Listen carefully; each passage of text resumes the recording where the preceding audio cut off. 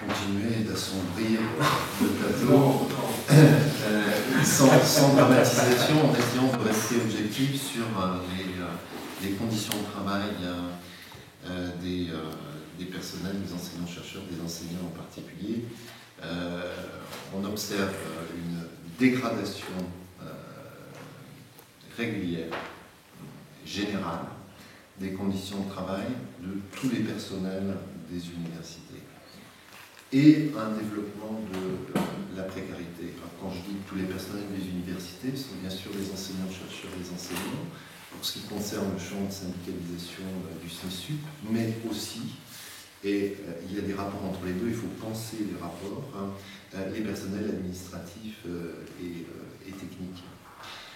Quand je dis précarité, ce n'est pas simplement les doctorants, la multiplication des CDD, c'est aussi une nouvelle précarité qui est en train d'être inventée à la sauce LRU depuis les LCE. Il y a la possibilité pour les établissements d'embaucher des enseignants-chercheurs, maîtres de conférences ou professeurs en CDD. Et ces situations se multiplient, il faut l'avoir à l'esprit. Donc il y a aujourd'hui une précarité au sein même des enseignants-chercheurs qui peuvent être recrutés dans des établissements en CDD. Je reviens un instant sur un chiffre très très important que notre secrétaire général vous a donné en ouverture. La baisse des ETP équivalent temps plein exécutés, c'est-à-dire les emplois effectivement réalisés dans les établissements. Entre 2006 et 2014, l'enseignement supérieur et la recherche a perdu 7057 ETP exécutés. 53. Merci. Plus de 800 rien que pour l'an dernier. Contre la rhétorique et la communication gouvernementale qui annonce une augmentation de 1000 postes tous les ans, les fameux postes Fioraso. Il faut avoir à l'esprit que la moitié de ces postes n'ont pas été créés, ils ont été gelés parce que, à cause de la crise budgétaire les universités n'ont pas eu les moyens de les mettre en place. Alors maintenant, sur les conditions de travail, quelques constats. De très nombreux collègues, enseignants, chercheurs, enseignants, sont épuisés, sont en dépression.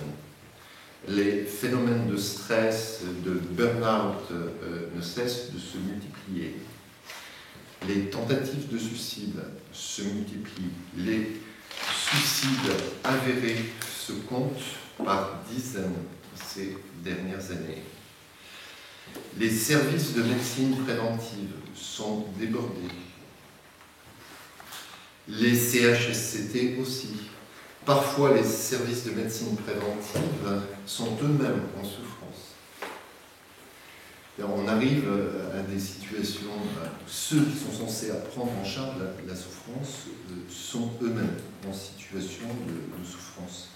Les conditions matérielles de travail, y compris avec de graves problèmes de sécurité, se dégradent. Alors,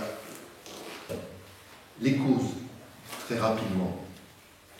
Observation de terrain. De quand date cette dégradation très sensible des conditions de travail? On observe que très souvent, ça arrive une fois qu'il y a une fusion.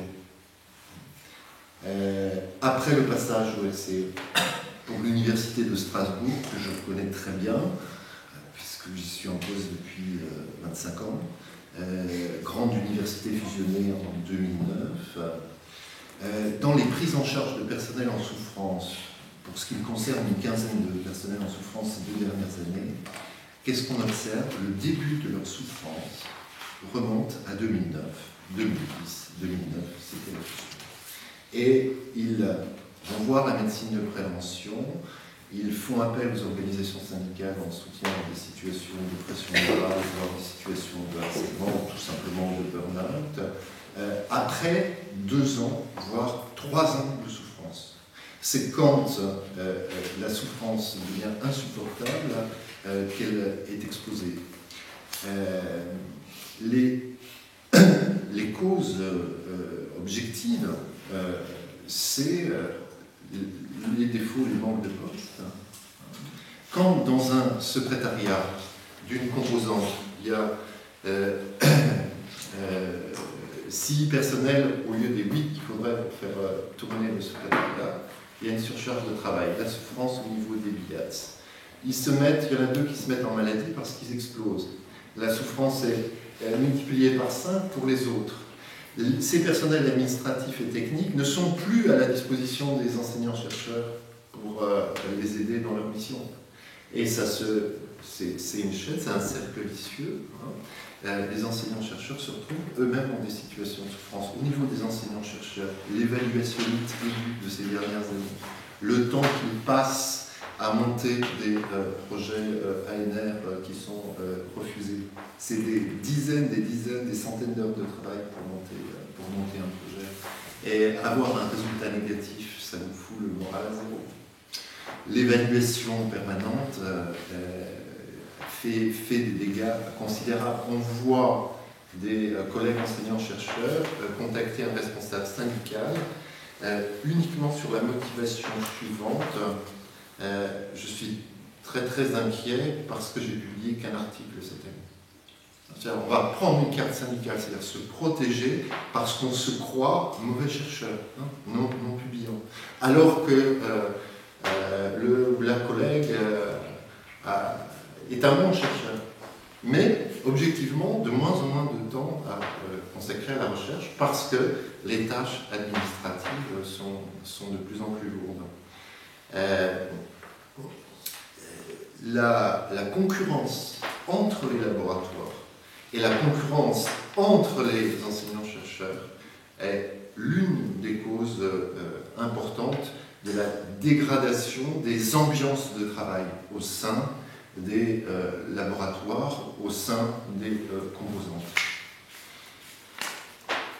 Alors, quelles mesures à prendre, quelles mesures prendre face à cette situation qui risque très vite de devenir dramatique si elle ne l'est pas déjà. On peut craindre une France-télécomisation de l'enseignement supérieur et de la recherche, c'est dégeler tous les postes, il y a encore des postes gelés en très grand nombre, développer les moyens de prise en charge de la souffrance au travail, faire de la prévention.